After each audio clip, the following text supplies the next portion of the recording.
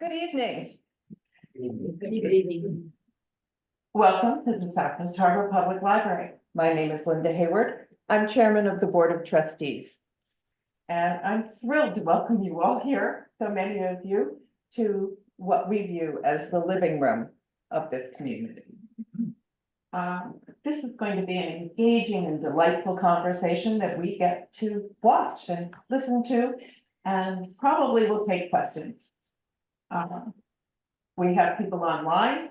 Those people can put their questions in through the chat, and our tech mistress extraordinaire, that's what it says here, Kate Pickup, will be running all of that. We're recording this event, so you'll be able to see it in a few days on the library's YouTube channel.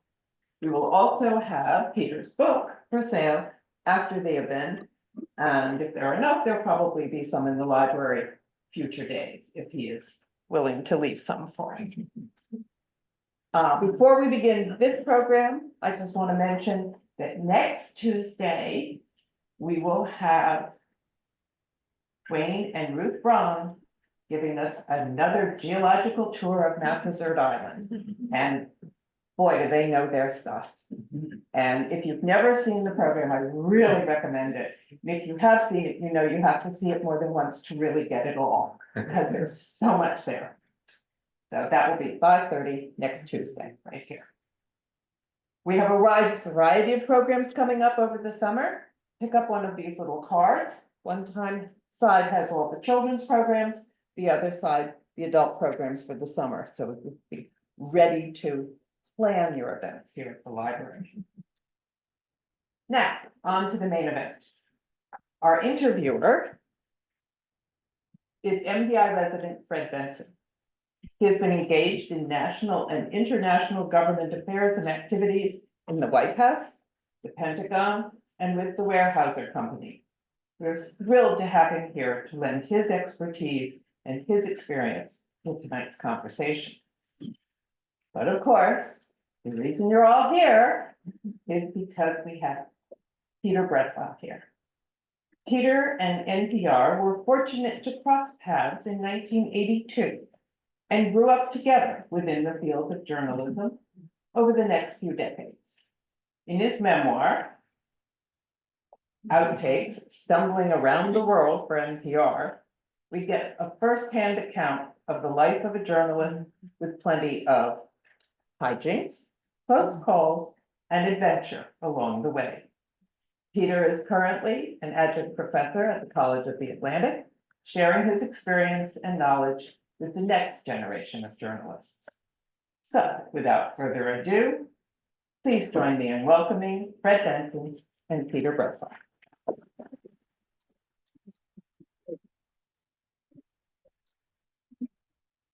I had the privilege of meeting with Peter last week, and I immediately discovered two things.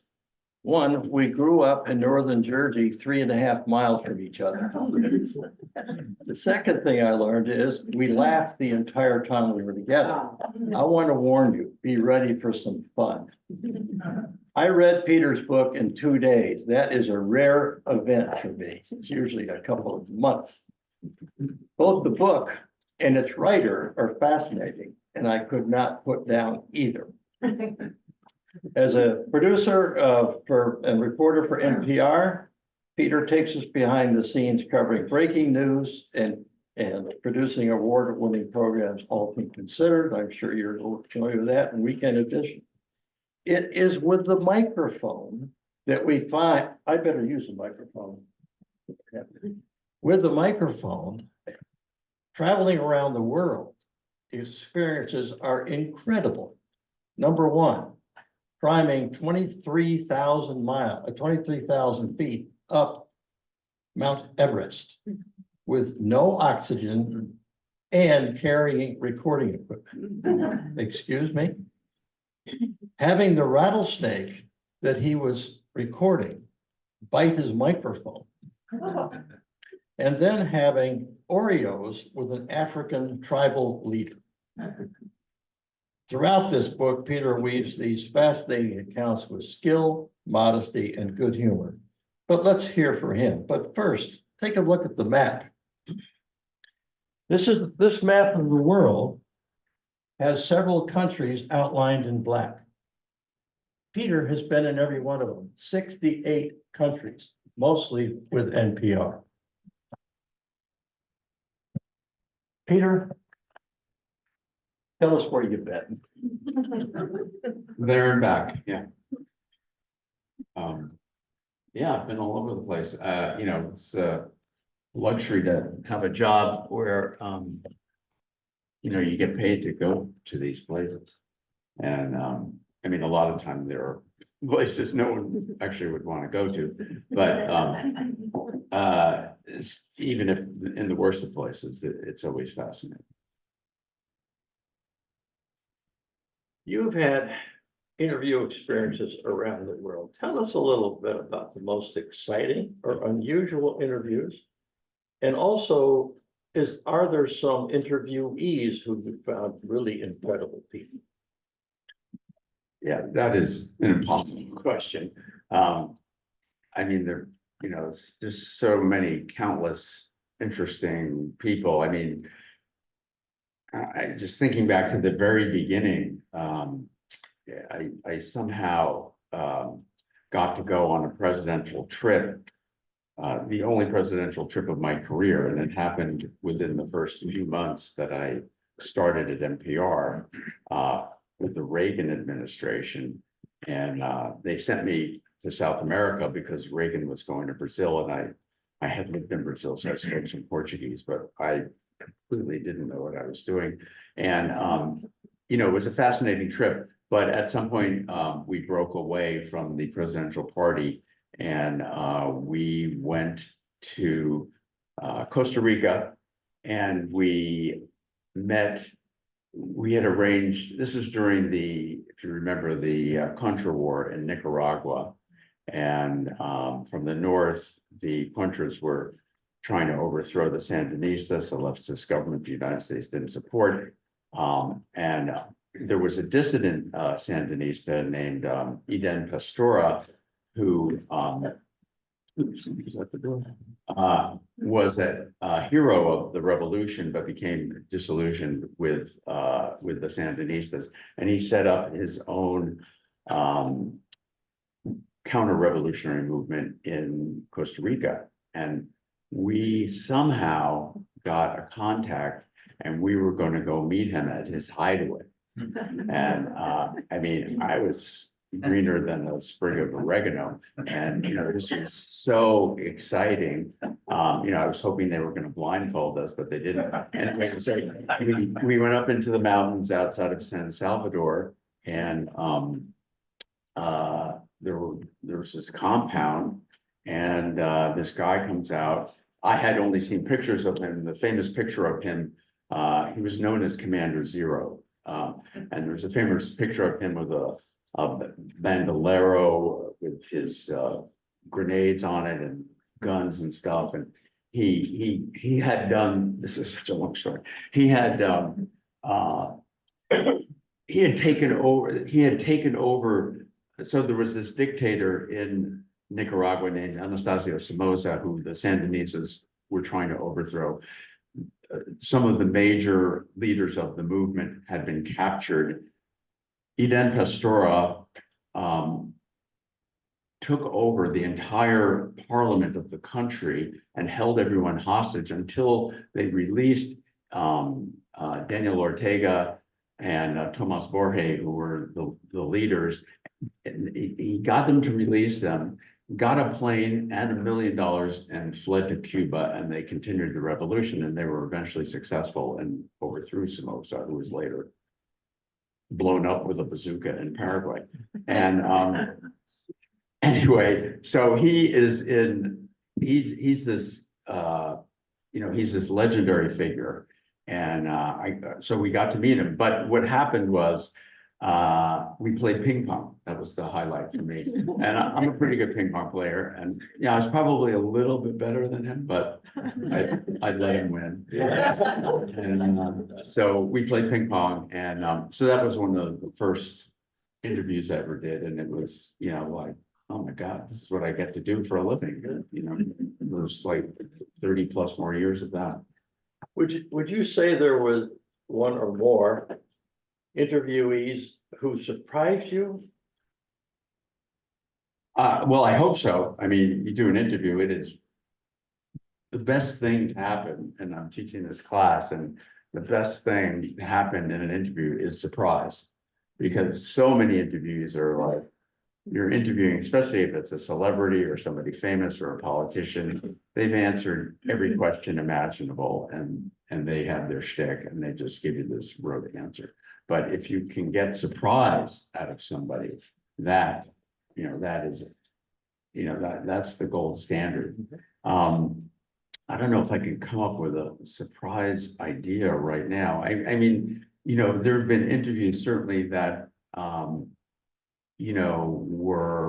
people were surprising to me. I remember, I mean, there was nothing that spectacular about it, but so we were interviewing Werner Herzog, the great German filmmaker who I was at a time in my life, I was really into his, and I was, he was just fantastic, I thought. And he was coming to NPR and I was going to get to meet him. And I was pretty intimidated, because he had this reputation of being this gruff guy and made all these really difficult films. He made Fitzcarraldo in the middle of the Amazon and created a replica of a boat and carted it over these mountains.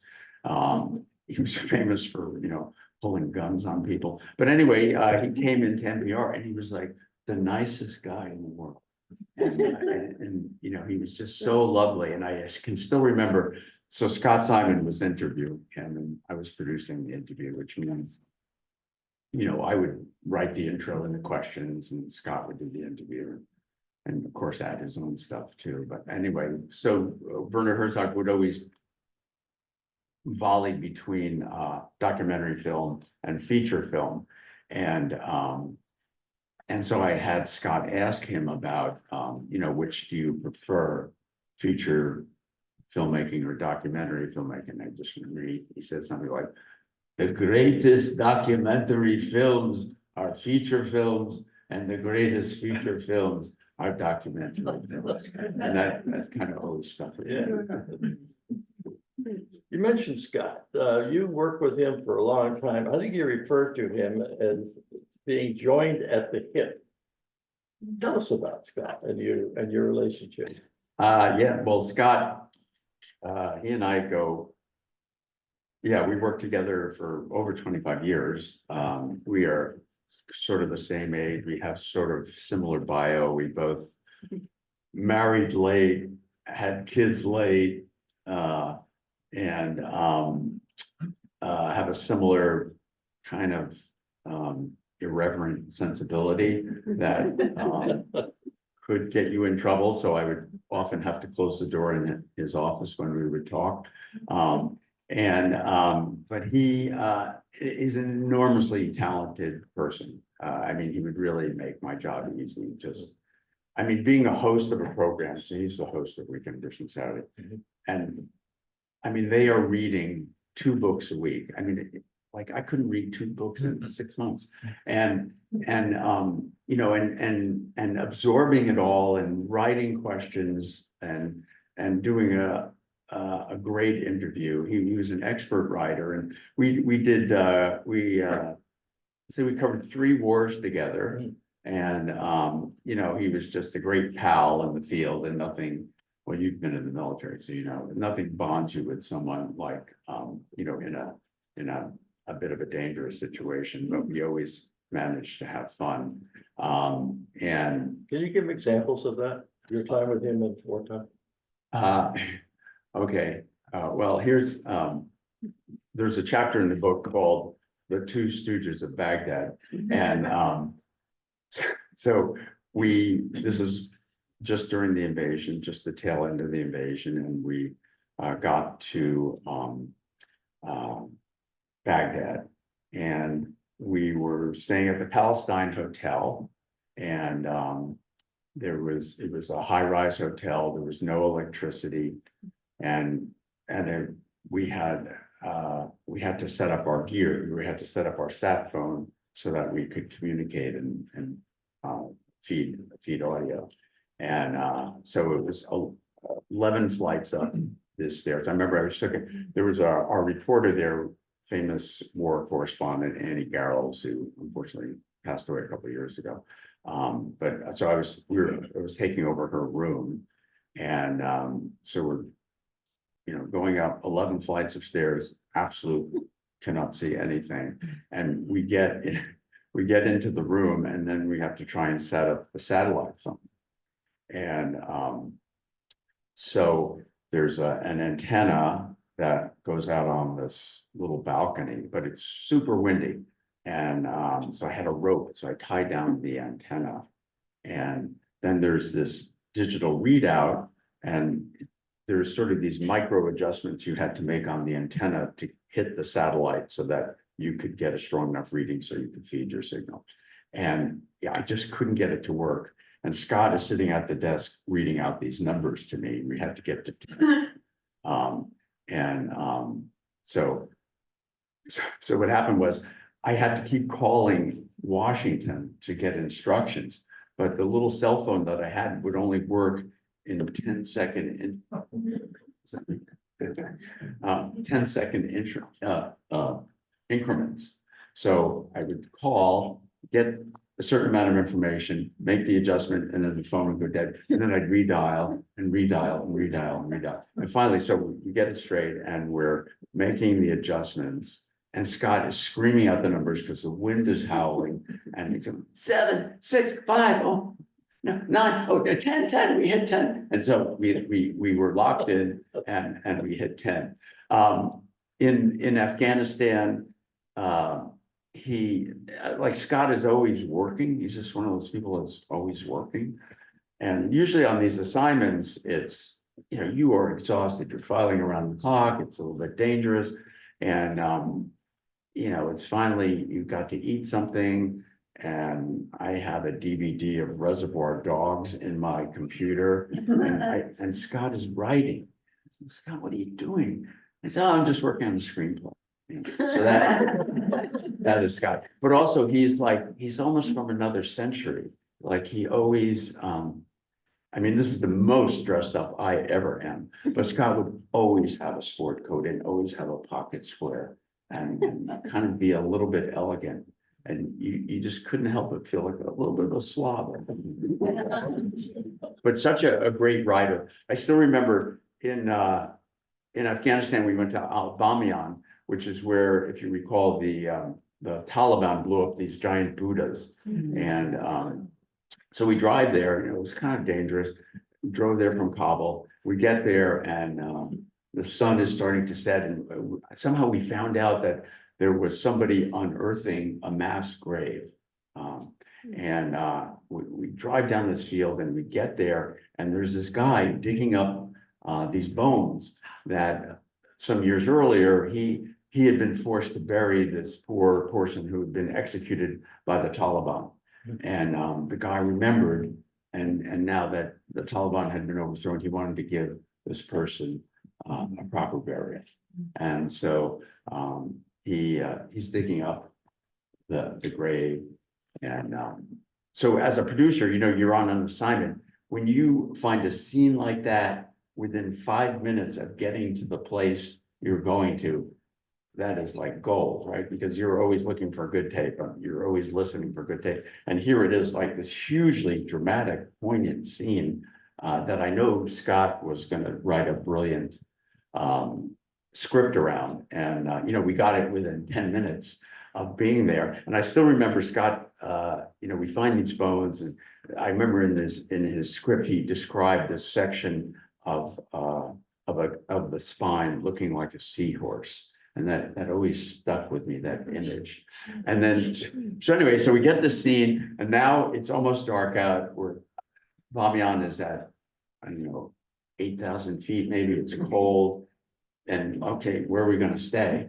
And this is a bit embarrassing, but we go into town, and there's a guest house, and we knock on the door, and it's completely full. But then this guy sees these Americans, and he sees dollar signs, and so he starts to kick out all these poor Afghan guys who are who are in the guest house, and Scott and I are like, you know, although we didn't protest that much, because we kept thinking, they can probably find another place to stay.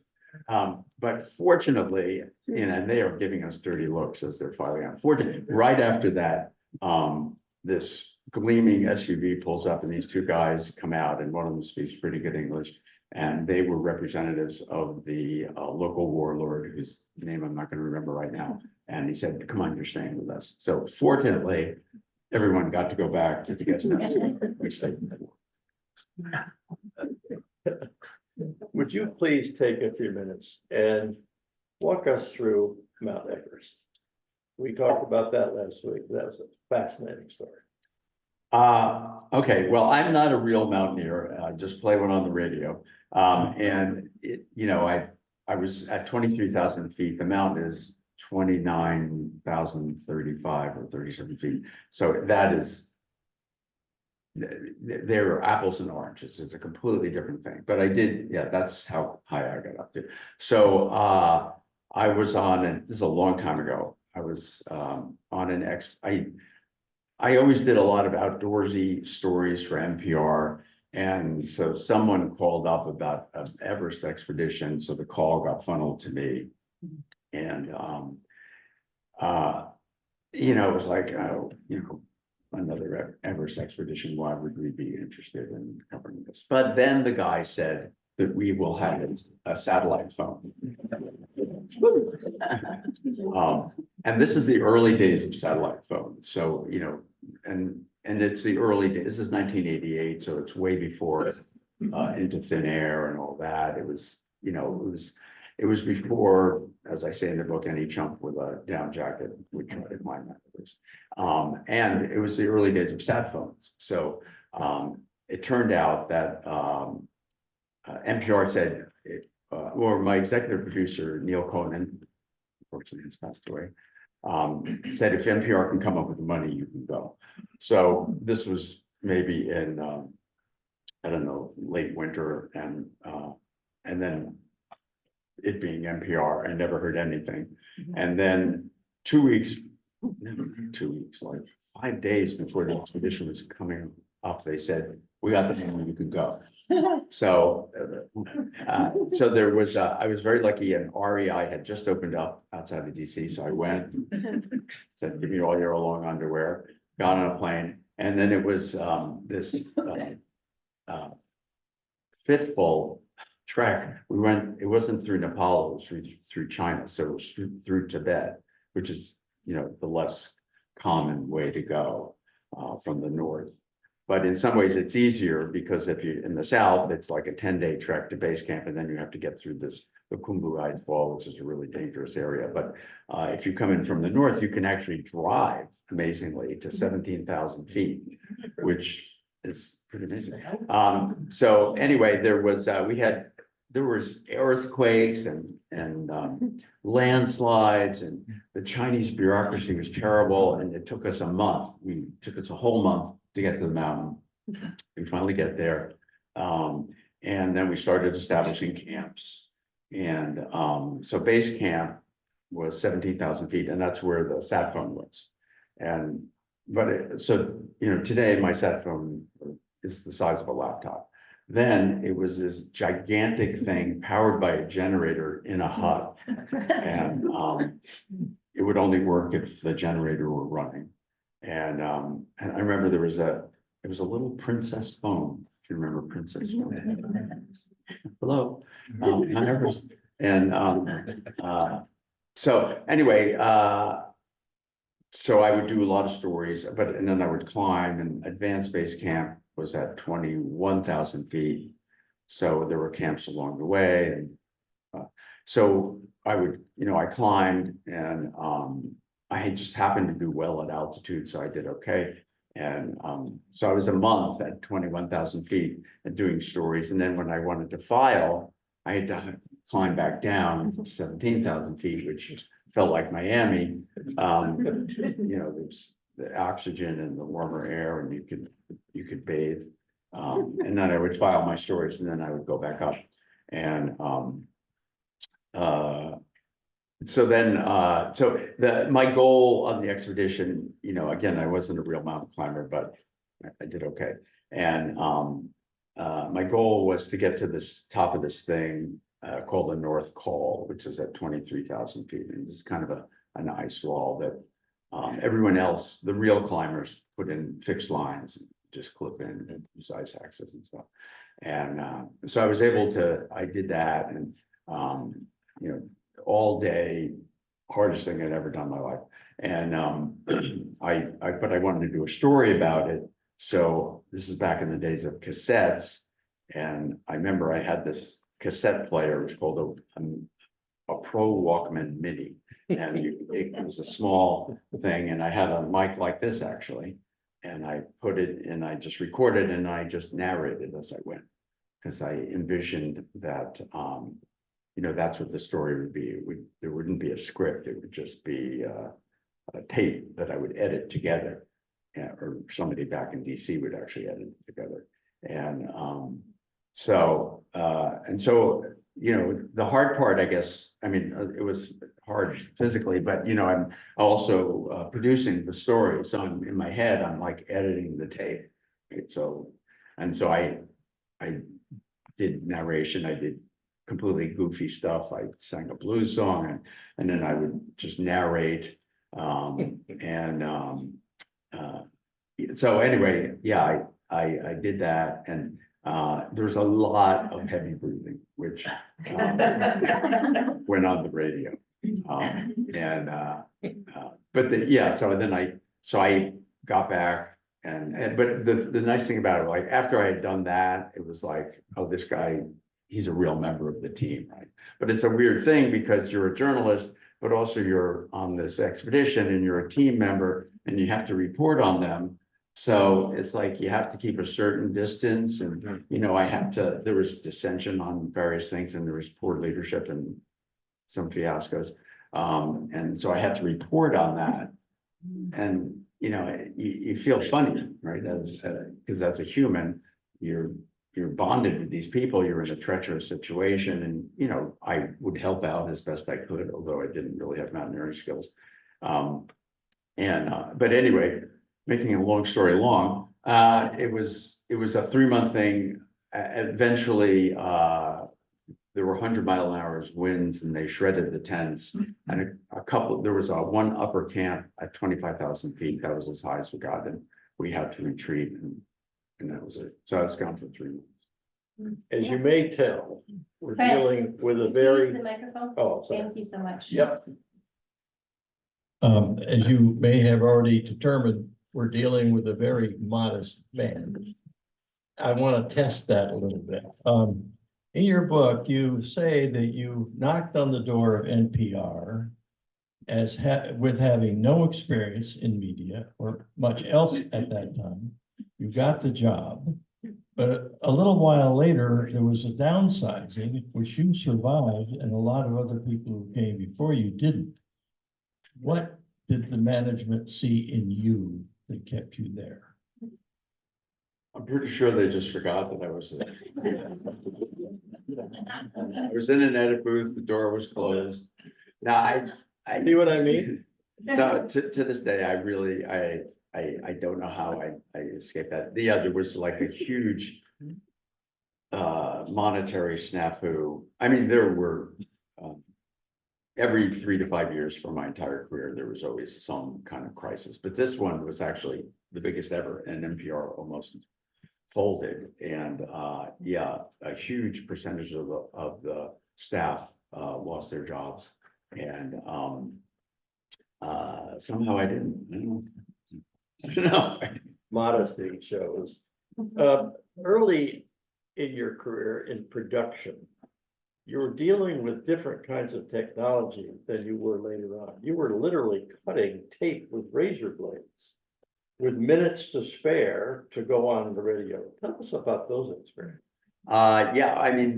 In some ways it was like the best part of, I loved editing analog. It's 1/4-inch tape, magnetic tape, and you use a grease pen and a razor blade and splicing tape. And for some reason, I was really good. I won't be modest now. I was really good at it.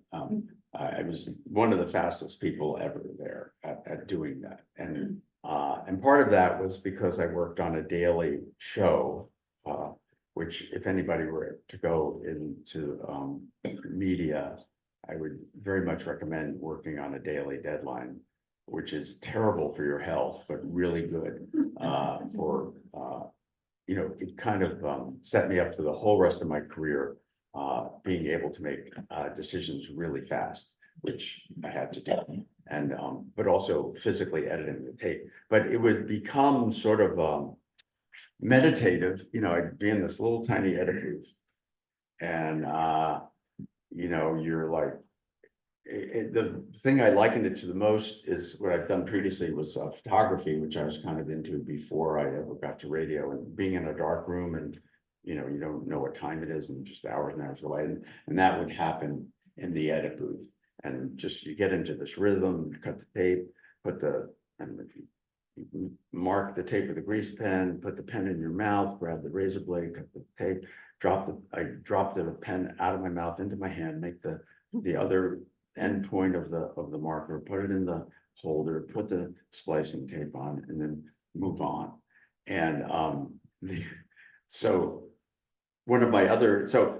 I've been extremely lucky throughout my career, and the radio gods have always smiled on me. And the epigraph in the book, is it an epigraph or an epigram? I don't remember. Anyway, it's about luck, and I've always been really lucky. And so I almost, when I was trying out for a job there, and they finally, as you alluded to, they let me in the door, even though they should have kept the door locked. But and finally they let me edit something, and I spent the entire day. So you'd be editing the tape, and there use these 10-inch aluminum reels. And over the course of the day, I was editing tape, and the stack of reels is getting higher and higher and higher. And I didn't label anything, didn't put a little piece of masking tape with. So you probably know where this is headed. And finally, it is minutes to deadline, and I cannot find the body of the interview. I just can't. There's a morass of tape. The producer opens the door. The show producer opens the door. You okay? I said, yeah.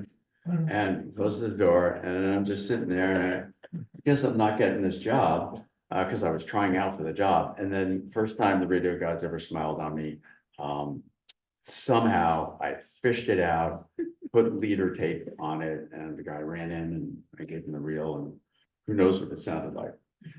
The other, to give you an idea of the frenetic nature of the work, you'd be editing, you'd be mixed. So you take these reels.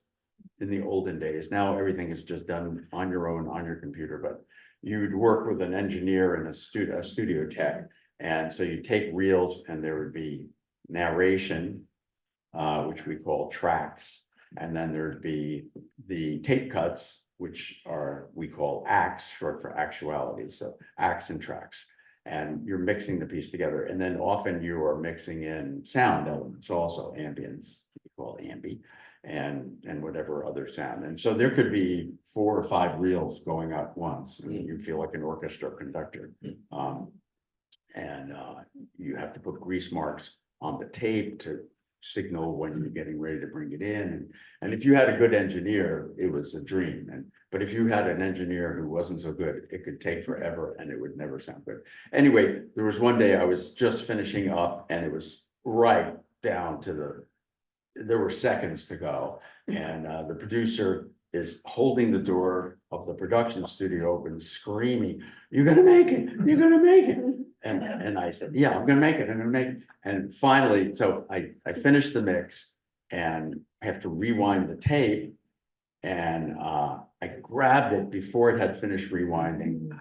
The tape slashes my hand. So then I'm running into the studio, and the blood is dripping down my arm, and I'm trying not to get it on the tape. And then I give it to the studio tech, and they rack it up. And comes out like the mellow NPR. People had no idea of the chaos just behind the microphone.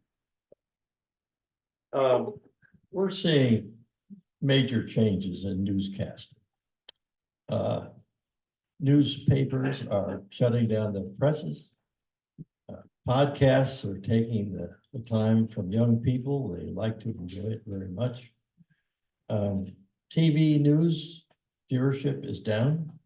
What's happening in the radio world of newscasting? Well, if you would have asked me that a year ago, I would have given you a much more positive answer than I'm going to give you now. This last year or so has been pretty dismal. NPR had a 10% cutback.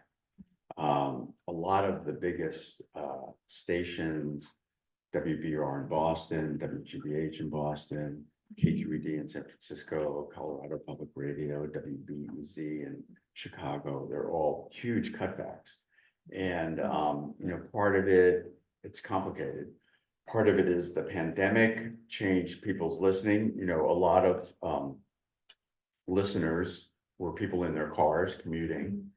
And, the pandemic's over, but a lot of people are not commuting anymore. They're working at home. And so that's cut listenership. There was this explosion of podcasts. You probably have one. I'm sure there's a podcast. Anyway, there had to be a reckoning, right? There aren't enough people in the world to listen to all these podcasts, so there had to be a reckoning. So some of those have collapsed. So a lot of, at least NPR's funding and some of the bigger stations that produce their own podcasts, they've lost underwriters because there's too much to choose from, right? And then there's like the demographic change of who listens to broadcasts anymore. And, my kids who were forced fed NPR at least listened to, I think they actually listened to a bit of NPR, but they listened to a podcast, Up First, the news, the 5-minute or 7-minute news podcast. So NPR has desperately tried to attract a younger audience. My wife Jessica over there was part of that. She led the Tiny Desk contest for years, which was successful in bringing young people into NPR, but not into listening to the news. They were just there for the music, and it's a hugely successful thing still. The contest and the Tiny Desk concerts, those are, I saw Taylor Swift, she was this close to they'd be in the building. And the contest winners, the multiple Grammy Award winners. So that's been really successful, but it hasn't, it seems, converted over to the people listening to the news. So no short answer. It's, I don't know, it's I think there's a reckoning happening, and I'm just not sure how it's going to shake out. My hope, you mentioned local news. So that is the place where, even in maybe parts of the country where you wouldn't think that people would be that attracted to what is considered a liberal news media, it is a source of local news because their local station is still a place for them to get local news, even if their local newspaper has shut down or has been taken over by some conglomerate that just runs wire service stories. So, that's sort of the glimmer. But, I do have students who are interested in it, and, a couple, I also teach in Colorado, and a bunch of those students are in the public radio system now. I've only been teaching here, this is only my second year, so we'll see if any of them, decide to actually pursue it as a career. But, when I tell them, for years I was able to say, well, you're taking this audio journalism class, so, you're in the one bright spot in the media where things aren't collapsing, and it's not quite so bright anymore. We're about to start questions, so I have one more question for you. Is there a question I should have asked you that I didn't, that would allow you to tell your favorite story? Jessica, what's my favorite story? I got my stories all, there's so many. Well,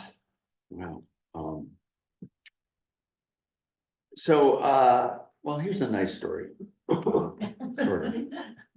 So when I go to kind of desperate places, I usually try to find some kind of hopeful story to report on. So the last time I went to Afghanistan, which was 2017, I found I found out about the story. It was the Miraculous Love Kids Music School, and it was started by this guy named Lanny Cordola, who played with Guns N' Roses and the Beach Boys, and he was in Pakistan working with some Pakistani musicians, and he had heard about, he had read a story about these 3 little Afghan girls, and they, you know, poor kids, and they were selling trinkets on the street. And there were 3 of them, and the 2 older girls went in one direction, and the younger sister, Morsal, went in the other direction. The 2 girls in that direction got killed by a suicide bomber.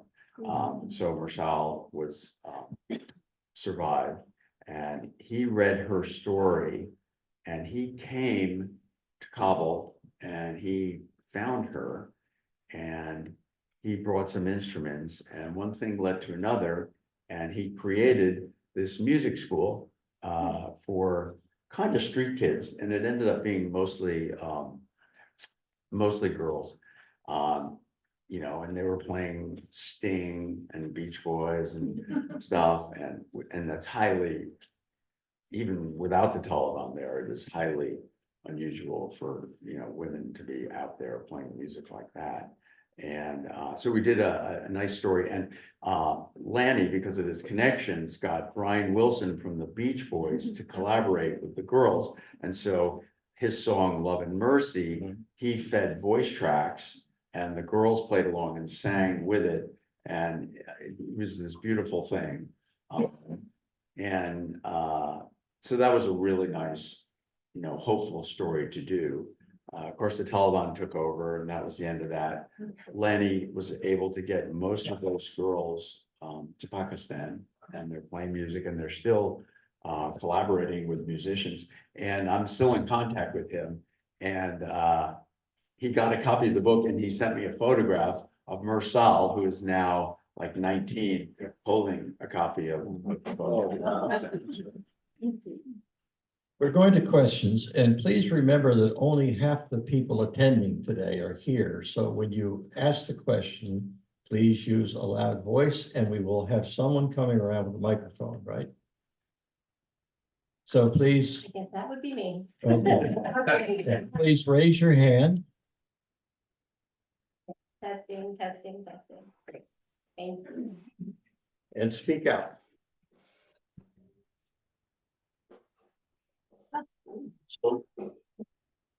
So sometimes when I listen to right wing media, NPR gets they get lumped in with the New York Times, Washington Post, and they just you can't believe those lefties. And I guess I don't really see NPR that way or hear NPR that way, and I just wonder what your response is when you hear those, what I would call accusations. Of left-wing bias. Yes. So my my canned answer, I mean, I've answered a lot, but it is that you know, the people who go into journalism, I would say by and large, are liberal thinking people. It's just the nature of the business.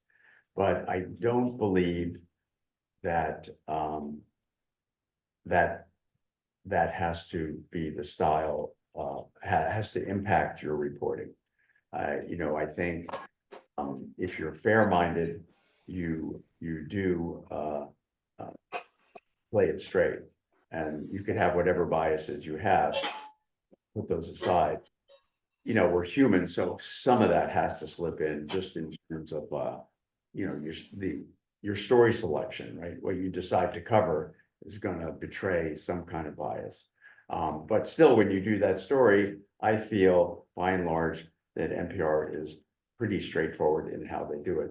So, you know, as long as you're fair, you know, and tell both sides of a story and give equal time. And I find in general, you know, conservatives, not crazy conservatives, but like traditional conservatives like NPR and listen to it because we give more time than anyone to on the air to people. And also, at least on my program, Weekend Edition, you know, in the back of many people's minds is that we're regarded as lefty or whatever. And so very often, and Scott was very much an advocate of this, I feel we would kind of bend over backwards to bring in the other side, to, you know, to give the full view. You know, I think it is possible to have whatever your political agenda is or outlook, but you can still be fair in how you tell a story. Other questions?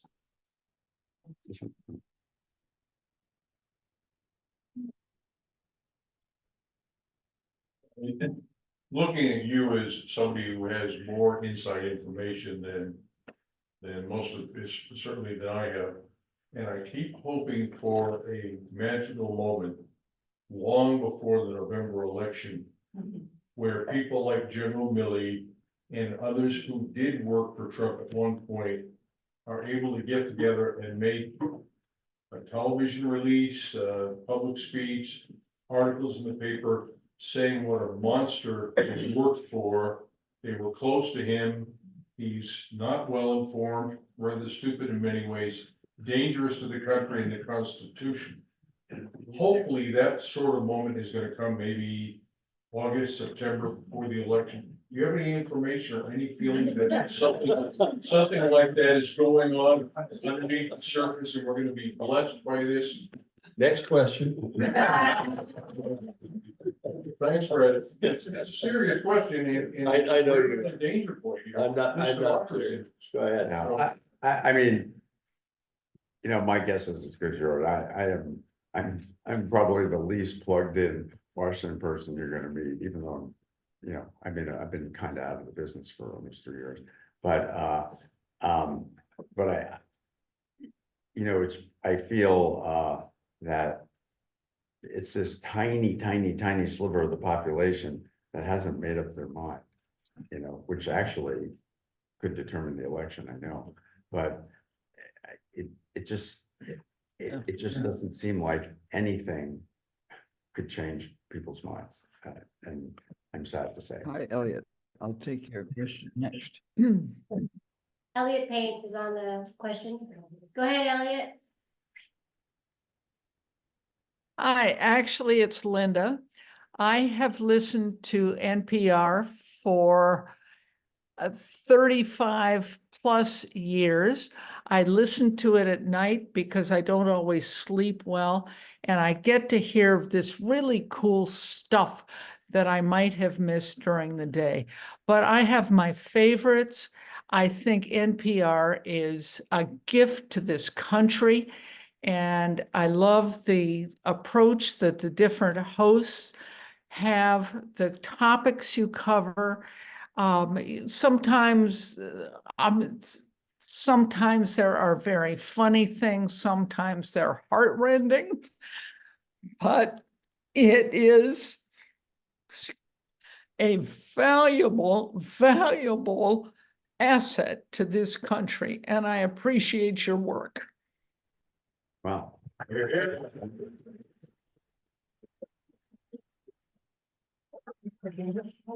Thank you so much.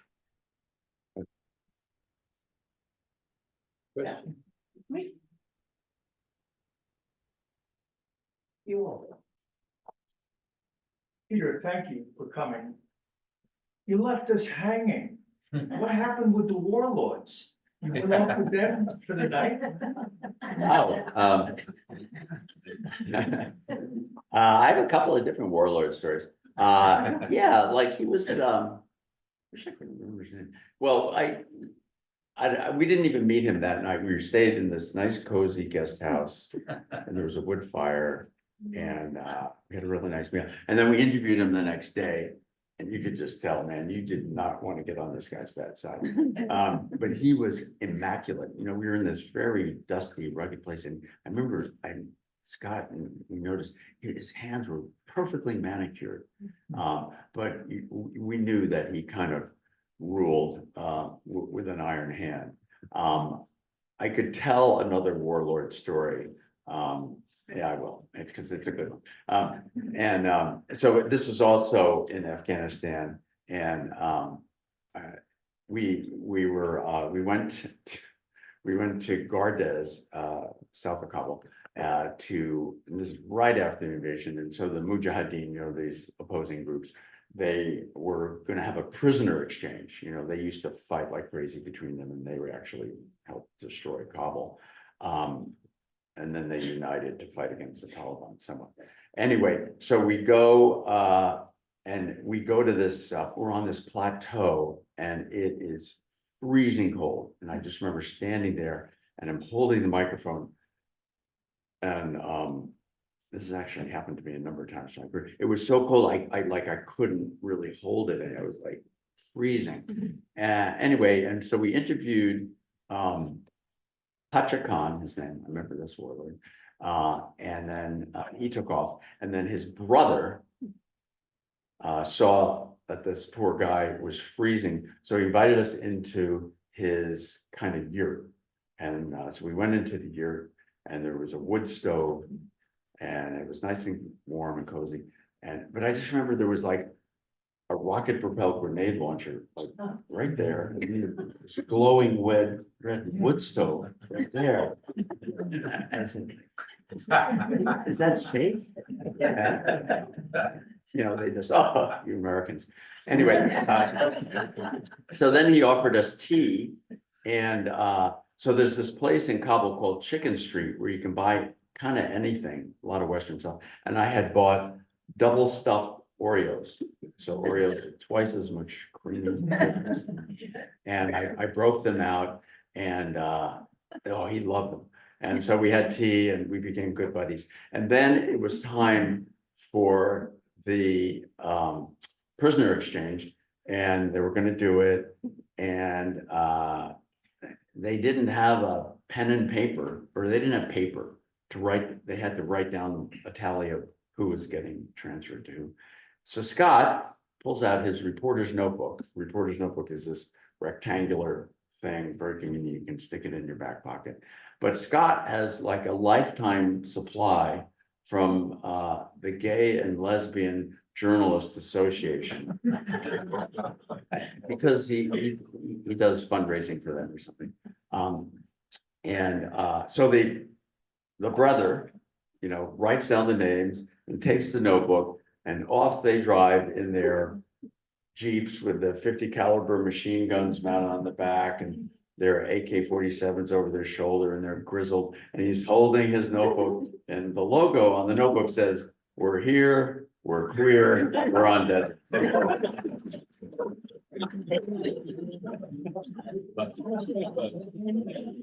think we have time for one more question. One more question.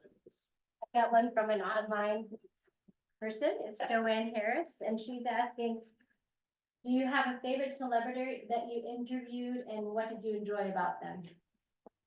Well, I did mention Burnett Herzog. I don't know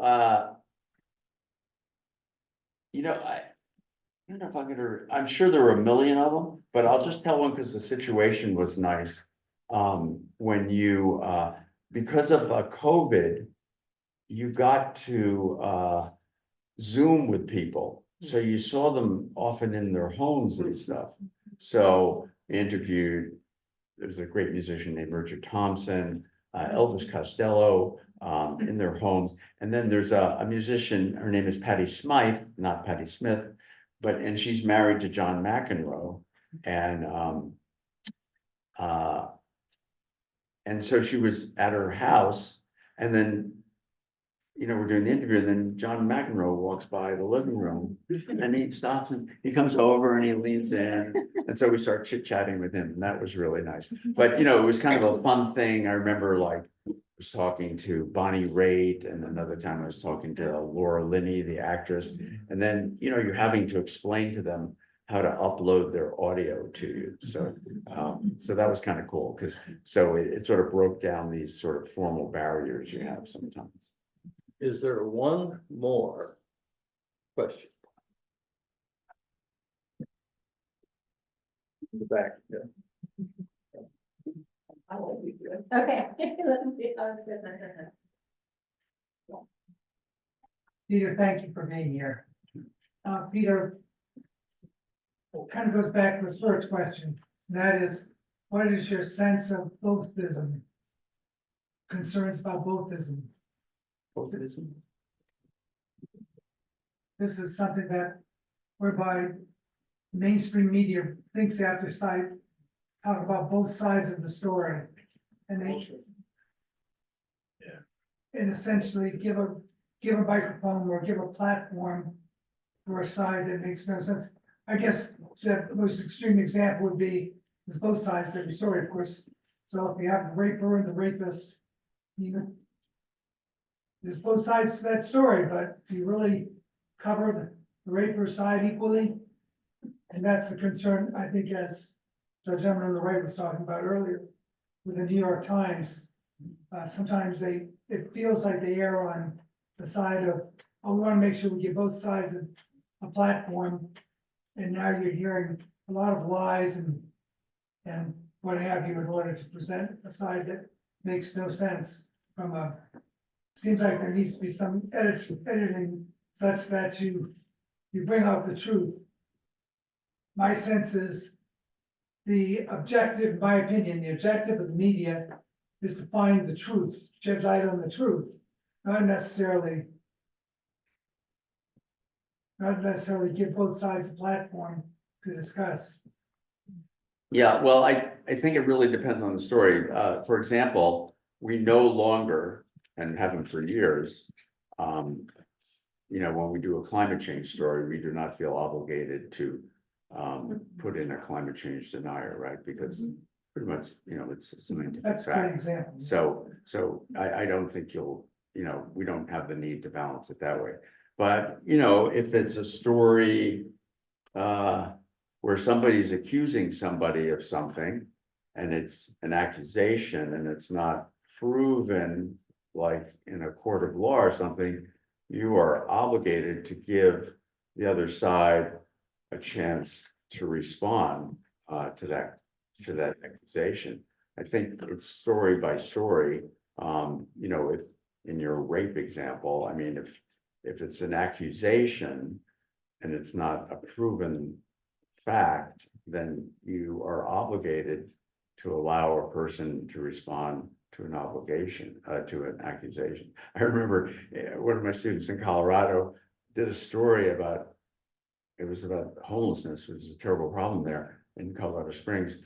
And he had a guy accusing the homeless shelter of murder, of murdering somebody.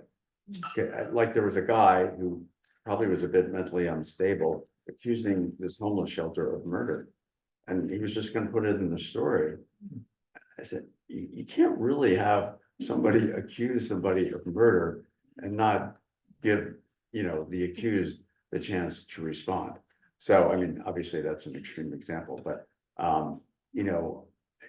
I think if there is a question mark, I usually try to err on the side of being as expansive as possible. As Peter gets ready to bend a note or two. Oh, I forgot all about that. You didn't bring it? No, I didn't. Let me just say this is the best book I've read all year. If you like what you heard today, This book is full of hundreds of stories like this. It's great. Get it. Okay, well, I can't, so anyway, there's a whole thing in the book about blues. Blues nuts. And I played harmonica in a low rent blues band, called the Slidewinders. Anyway, so Scott, I should have mentioned this when I was talking about Scott. Scott, so for decades, I would produce blues stories on Weekend Edition. Scott Simon detests the blues. And I would make him do these stories, and I would write these scripts, and we're interviewing, you know, James Cotton or you know, Sonny Lynn Slim or some guy. And I would have Scott ask these questions like he knew what he was talking about. And he had no idea what he's even saying. These words were coming out of his mouth. Your harmonica playing reminds me a little bit of Sonny Boy Williamson, but I can hear some little Walker in there. And he had no idea what he's even saying. And people would come up to Scott at times and thank him for keeping the music alive. And Scott would be like, I hate that music. My producer makes me do these interviews. And so Scott, I referred to him like being sort of a throwback in a little bit. So he's a show tunes kind of guy, like big into Stephen Sondheim. And I once walked into my office and somehow Scott had gotten Stephen Sondheim's high school yearbook photo page, and he Xeroxed it, and it was pinned onto the bulletin board in my office, and it said, "Dear Peter, you're the kind of guy who used to give me wedgies." Stephen. And then a couple of years later, he introduced me to Stephen. So he was interviewing him, and I got to meet that person. So that was Scott's revenge. So that all goes to. Anyway, I'm going to play a little harmonica here, and Scott Simon will probably be twitching in his chair when he hears it. Let's see. Maybe I'll do a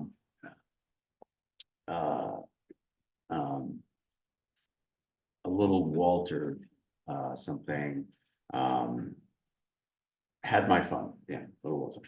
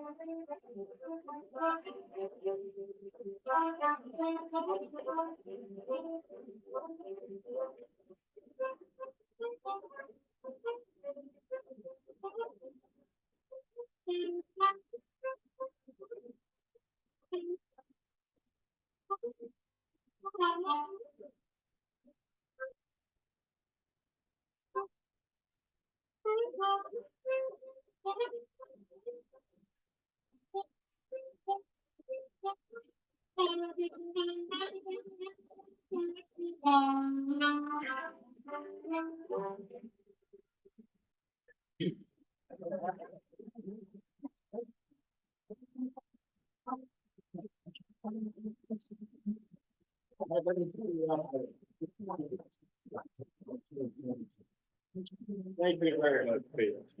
Enjoy. Thank you. Thank you.